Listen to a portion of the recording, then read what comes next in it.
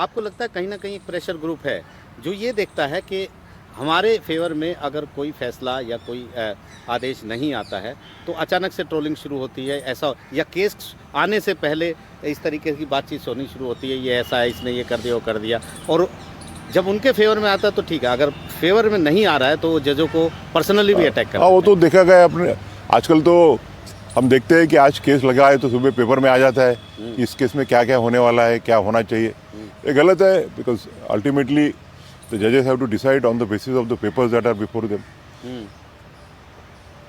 एक आधी केस एकदम आइडेंटिकल लगे, मगर उसमें अगर समझो थोड़ा सा 5-10% भी डिफरेंस रहा तो नतीजे अलग अलग हो सकते हैं। हुँ, और जैसा कि मैंने उस दिन बोला कि सिर्फ सरकार के विरोध में ही सब निकाल देंगे, निर्णय देंगे तो ही वो जज इंडिपेंडेंट है, ये गलत नैरेटिव है। हम हमारे सामने पक्षकार कौन है ये देख के डिसाइड नहीं करते, हमारे सामने वो पक्षकार की केस क्या है वो देख के डिसाइड करते।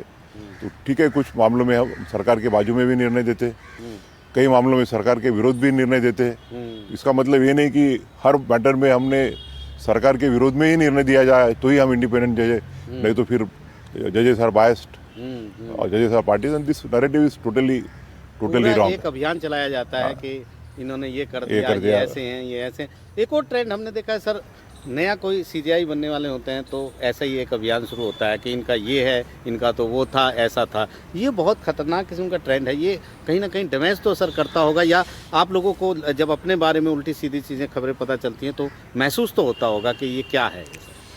मैं तो सोशल मीडिया को देखता ही नहीं हूँ, कभी कभार आधा एक मिनट देख लिया, क्योंकि अगर इन चीज़ों को देखते रहे आप लोग जी जी तो अननेसरली, यानी आदमी कितना भी कोशिश करे पर बैक ऑफ द माइंड थोड़ा बहुत तो रहता है।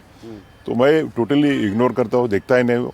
और ये ट्रेंड तो गलत है, ये तो मानना ही पड़ेगा। जी जी जी जी। लेकिन इसका सोल्यूशन किसी के पास नहीं है फिलहाल। सोल्यूशन देखिए, अभी जैसा जैसा समय आएगा तो सोल्यूशन भी आते रहेगा। जी जी।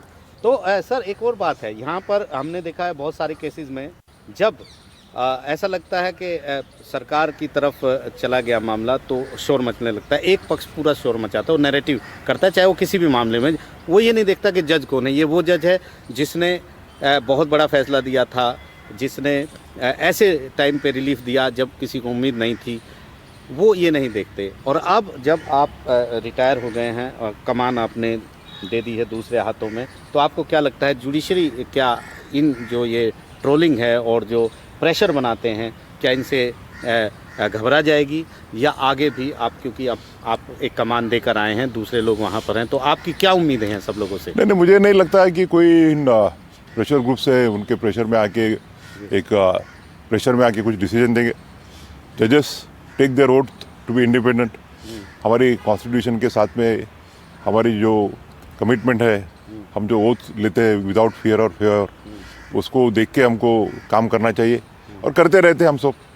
अभी जहाँ भी सरकार के विरोध में निर्णय देना पड़ता है तो हम दे। आपको मालूम होगा कि एक नाम नहीं लेना चाहूँगा, रात को 9:30 साढ़े 10 बजे हम एक हमारे जज साहब के यहाँ कार्यक्रम था, तो वहाँ से डायरेक्ट हम 3 जजेस आ गए थे। रात को 9:30-10 बजे सुनाई नहीं करके 11 बजे तक लंबी बहस हुई। सरकार ने भी काफ़ी अपोज किया था, हमने रात को इंटरिम बेल दे दी, 2 हफ्ते में उसको कंफर्म कर दिया।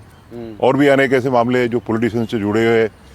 कभी कभी आपने तो सुना होगा, काफ़ी बार मैंने ईडी को ओपनली क्रिटिसाइज किया है। बिल्कुल बिल्कुल सर। और तो आपने रेस्ट्रेन भी किया है तमिलनाडु में, तो पॉलिटिकल बैटल आप बाहर लड़े। मेरा यही रहा है, कहना रहा है कि जो पॉलिटिकल बैटल है आपके, वो इलेक्टेड के सामने लड़ने चाहिए। और जहाँ कहाँ भी मुझे लगा कि कोई भी एजेंसी, फिर ईडी रहे या स्टेट पुलिस रहे, पॉलिटिकल रीजंस की वजह से किसी पॉलिटिशियंस को विक्टिमाइज कर रहे हैं, तो मैंने 1 मिनट भी झिझक नहीं दी ऐसे मामलों में रिलीफ देने की। नाम नहीं लेना चाहूँगा, मगर आपको तो सब मामले मालूम ही होंगे। जी जी। और काफ़ी वो एक ही दौर में हुए।